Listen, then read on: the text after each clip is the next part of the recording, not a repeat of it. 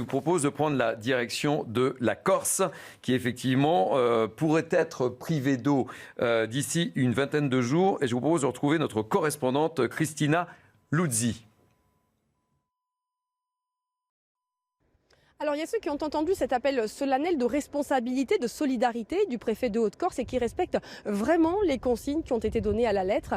Mais il y a cette impression ici de déjà-vu, de récurrence que l'on retrouve chez toutes les personnes que l'on a interrogées. Un quadragénaire très agacé nous disait tout à l'heure qu'il avait toujours connu ça en Corse et qu'il ne comprenait pas pourquoi les capacités de stockage de l'eau n'avaient toujours pas été augmentées depuis, pointant du doigt élu insulaire et responsable de l'État, et que donc ce n'était pas, selon lui, à la population de payer les pots cassés. Il nous disait continuer à vivre normalement sans se soucier des restrictions en vigueur. Et puis il y a des insulaires qui pensent que le manque d'eau est directement lié à l'afflux massif de visiteurs estivaux au-delà de la sécheresse. Et là encore, un sentiment d'incompréhension domine. Une jeune femme nous disait: je ne comprends pas pourquoi les autorités n'ont pas pris en compte ce paramètre en amont.